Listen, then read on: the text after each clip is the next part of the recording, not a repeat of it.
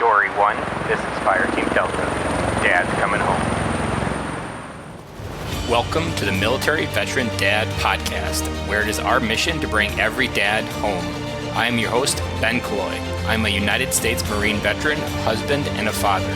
We will bring authentic conversations to inspire action in your life so we can close the gap between the dad you are today and the dad you want to be tomorrow. This is the Military Veteran Dad Podcast. Welcome back to another episode of Fatherhood Friday. This week's episode comes from a listener who emailed me last week asking the very vulnerable question, why do I feel so lonely? He has a loving wife, beautiful kids, good job, everything that says the American dream should be in his life, and he should have every feeling that the American dream comes with on that billboard that they sell it with. But at the end of the day, he still had that burning feeling of feeling lonely on the inside. And I appreciate you, Mark, for reaching out, because it's not easy for another man to reach out and ask for help for that. It's not easy for another man to reach out and admit they don't have it all together. I can't tell you how many times I reach out to people in my life. I did it just 2 nights ago with a fellow guy that I talk to regularly about what's going on in my life. There is so much power when we reach out. So Mark, thank you for reaching out. If there is another dad like Mark who has a different burning question on his heart, something that needs to be answered, something that he wants to know, what is the root of this feeling that won't go away, that he can't shake no matter what he tries. And so for this question, what makes us lonely? It's something we kind of talked about a lot in the podcast, but I'd never called it lonely. Oddly enough, when I was looking back at the topic, I was thinking, I've talked about the solution a lot for loneliness, but I never actually pulled back and went back to the core feeling and called it lonely. So lonely is something that is described in ways like, I feel empty, I feel alone, I feel unwanted.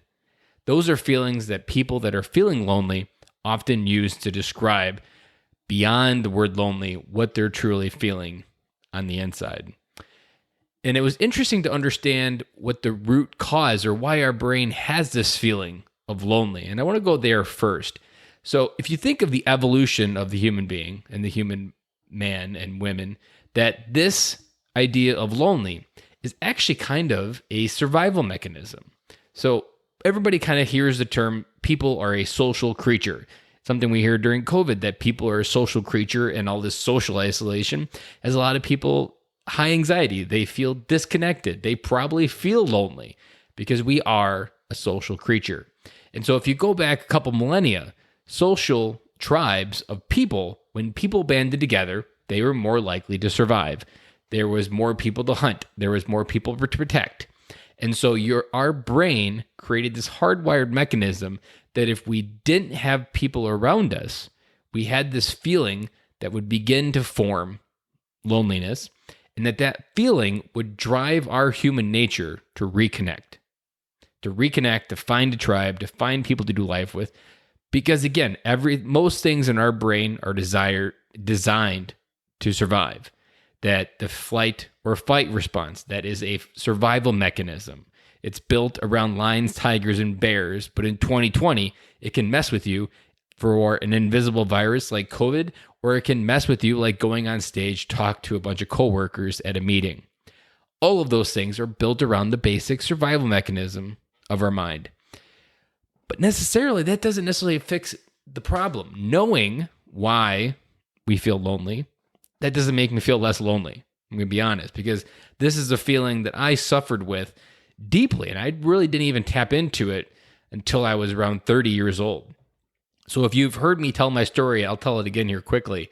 When I was 30 years old, my midlife crisis hit me right square in the face. Jay Leno left the Tonight Show, and it was triggered by how many people came out to recognize that he was an amazing human being, and him showing up in their life made their life go in a completely new direction, because Jay Leno was there and shepherded them and kind of led them and coached them to where they were. And I was like, I don't got anybody. I'm going to die alone. There's not going to be a single person at my funeral that cared whether Ben Killoy lived on this earth and did anything of importance in the next 50 years of my life. And that feeling ate me up. And if I was honest, that feeling had been there for probably the previous 15, Because once you get in kind of high school and middle school, and once you start creating these social circles, and when you have all this drama of trying to fit in, I didn't fit in. I rarely ever felt I fit in middle school or high school. And a lot of that feeling was just, I was always trying to be liked. I was always trying to find friends. I grew up on a farm. We were isolated from the city. I had to organize play dates through moms. And this is in the 90s. We didn't have all this fancy stuff to do all this with. You had to get a phone number. You had to call each other. Had to schedule things. That didn't happen on a regular basis. So I was always looking for that friend. And that theme just kind of kept going. Probably wasn't until the Marine Corps that I really found a brotherhood, especially when I was in Okinawa. We had this kind of common bond on Okinawa because you're on the same island. You're all in the same problem. You can't leave the island. And so you kind of form bonds of friendships because there is really nobody else. You can't turn off the Marine if you were, say, at Camp Pendleton and go to Vegas on the weekends and pretend you're someone else. You can't just get away from that life. You're in the island and on the island together. And so I had a lot of good friends on the island. But then when I transitioned off, I went right back to my old patterns. I really had no core understanding of what I needed to do to replicate that feeling. And I would say for the next 3 or 4 years, that was my pattern. I really had people come into my life, but they were just kind of coworkers and they were casual conversations. I'm even surprised looking back that I even was able to met my wife, but it actually happened because I was talking with a coworker and we became good friends, and she knew a friend that was just ending a relationship and then put us together, and the rest is history. But I had still not woken up. I mean, I got out in 2007. I think I was 24, 25. I didn't meet my wife till I was 26, 27. We didn't get married till I was 28. And I didn't turn 30 till I was 30. So, I mean, that was a lot of life in between there that I was still in the core, even through all of getting married and doing all these different things. I remember feeling this odd feeling even during like my bachelor party and my wedding, like just not feeling like this is it, this is me, or just feeling comfortable being me. I wouldn't have had that feeling back then, or I didn't have an awareness of it. But looking back, it was definitely there. And I was thinking it was related to how connected I was to the people around me. They showed up for my wedding and they showed up to do good things. But was I really connected to who they were and who they are? Looking back, I would say, no, there's probably only 1 or 2 that I was connected with on a deeper friend level. But then fast forward to this topic of being lonely. So if you know my story, when I turned 30, there was something that came into my life, a core question that changed everything. And that question was, if you want to result in your life you've never had, then you need to do something that you've never done. That single question opened up this entire world of possibilities, because it came to one unrelenting truth that I couldn't ignore. It was that big. That the one thing that I've always wanted in my life was friends. And the one thing that I never really did very well was talk to people. And as I unpacked this, I realized that in high school, you go through that phase where you start asking girls out. And in my case, I started asking girls out and got several rejections. Those cemented in my head as a feeling of like, yeah, I'm going to avoid that like the plague. And so then I avoided every connection like the plague, because every person, whether it was a guy or a girl, I was going up to them and I'm like, I'm not going to say hello, because what if they say no? I'm not going to relive that emotion. But once I had the power of that question, once I said, what's something I've never had and what I'm willing to do to get it? I was like, okay, well, I need to talk to people. And one feeling that I always had was at dads at the park. I was always at the park. And if you're a dad at the park, you were at least trying to be a good dad. You may not have it all figured out. You may even have a bad day, but you're at the park. You may be giving your wife a break from the kids, and you're out there just letting them play. And I was always like, God, I wish I could just talk to a dad here. This guy looks cool. This guy looks cool. Never would say hello. Well, a few weekends after that question came to my life, one time there was a dad. He did look interesting. And I was like, you know what? Fuck it. I'm going to say hello. And I did. And I learned one of the most powerful things that was like staring me right there. I just needed to say hello. He was looking to talk to me just as much as I was. We were both just kind of in this status quo of I'm going to wait for him and I'm going to wait for him. And once I said hello, we both talked for the entire time. I repeated that exercise. And the third dad that I ran into was an Army reservist just 45 minutes north in Madison. Still friends with him today. that happened because I started talking to people. And what I learned through that process was once you have that connection, either through a story or through a lesson, like once you have a common story, maybe you both served in Iraq. I found people that have served on Camp Hansen. I found people that have served and stationed just barracks away from where I am or where I stayed maybe a couple years ago even. So like 10 years, 15 years apart, they're exactly where I was. Those types of random connections that you create through conversation make you feel connected to something bigger, something larger than it is your mind or all the crap that is in your mind. That connection that you create with another veteran, another dad, that connection cancels out that loneliness. And here's what I learned through that process. Because when you talk to another dad that's either, maybe he shares a struggle, doesn't have to share a struggle, but when you share in the joy that is life, maybe you share a story about your kids. One of my favorite questions to go up to a dad without even saying hello is I just say, hey, how old are your kids? It almost always works. They always answer it without even really thinking about it. And then we start comparing notes like, yeah, I remember when my kids were 4, or I remember when my kids were 3. Or maybe if his kids are younger and your kids are older, maybe you share a piece of wisdom about what it's like when the kids go 4 to 5 or something like that. But it begins with something as simple as that question. And from there, I took that question and that kind of experiment and I was like, I like this feeling. I want more of it. And so I took it to the grocery store. I took it to the airplanes. I took it to the airports. It's a little different during COVID, but I took it to all those different places. I loved having random conversations and I learned a couple core fundamental principles that 1, you're always one conversation away from something amazing coming into your life. And you're going to miss 100% of those shots that you don't take. And so every shot you don't take to say hello is one misconnection that could transform your world. I can't tell you how many conversations I've had at conferences and networking events, or even just pure randomness at the grocery store. And how many of those conversations are like, wow, if I would never have said hello, that would never have happened. And now even a couple years through process, I can look back and be like, wow, if I would have never answered the phone from that phone call, I wouldn't be here. I wouldn't know these 10 people. They would have never introduced me to here. It's this thread that keeps coming. But going back to that feeling of loneliness, let's circle back to that because that was the core of Mark's question. The core at the quality of that question is answering not the quantity of relationships you have in your life, but the quality of the relationships you have in your life. How well do you feel connected to your spouse? Because even if you have an abundant amount of friends, there's plenty of dads that have an abundant amount of friends. They probably go golfing with them every weekend. But at the center of his marriage, he still probably feels lonely. Maybe he's missing the physical touch or the intimacy of a conversation or a deep conversation. That can still create the feeling of lonely. You have to evaluate the quality of your relationships. Don't focus on the quantity. Quantity is nice, and it does create more opportunities. But the quality, this is the most important part. The quality of the relationship is going to dictate how much you can actually cancel out that feeling of loneliness.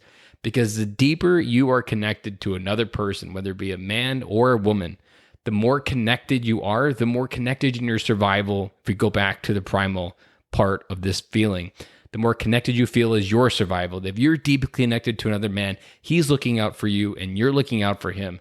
And when you don't feel lonely, you feel like someone else is out there fighting with you, fighting the good fight, that you aren't alone in these feelings of feeling empty and unwanted. Because if there's another man that counts on you to wake up every day and be his battle buddy every day to make sure maybe he doesn't commit suicide, that is going to make the feeling of feeling wanted. You're needed. Like without him and without you, you don't exist. One of you may pull the plug. So recognize that the quality, not the quantity, the quality of your relationships is going to dictate this feeling of loneliness. But don't just quickly review all of your relationships in your life. Go deeper into them. Go back to a friend connection that maybe you really cherished 5 years ago, but you lost touch. Or challenge a connection with your parents, your father, your mother. All these feelings and all of these, the roots of this word loneliness are determined. And I like the way that I just kind of said it there with the roots. Like the deeper the roots in these relationships, the less you're going to feel this loneliness. Because Loneliness is almost like a tree without leaves. And a tree without leaves is often one that's dead. And it's dead because maybe it didn't survive with deep enough roots. And the soil around it changed in a way that actually killed the tree. But if you focus on the quality of the soil, if you focus on the quality and the depth of the roots of your life, and the roots of your life are connected to those people that you do life with. I've said it 1,000 times in this podcast that as men were never designed to do life alone. This word, loneliness, is at the core of that question. We were designed to do life together. We were designed to have people ahead of us, to have people behind us. We were designed to always have someone to share the load with, because life in 2020 is a certainty, during COVID times even more, that life will give you more than you're capable of lifting all on your own. And at the end of the day, you're going to need to share that load. And if you don't have a tribe, if you don't have these deep connections with people that you can text and say, dude, I'm in trouble, I'm losing my head above water, and I'm afraid what's going to happen next. If you don't have that, you're going to probably feel lonely. But that feeling of lonely can be changed just with a change of your mindset. Changing how you approach your life, your relationships, and the pursuit of deeper roots. How do you form that soil that's going to create a good oak tree? Last week's episode, I talked about the idea of good soil. That was something that really hit me when I was out in the woods of diving into the book, Becoming a King. Creating good soil around you. Don't focus on the fruits of your life. Focus on the soil. And the soil is often enriched by the relationships you have in your life.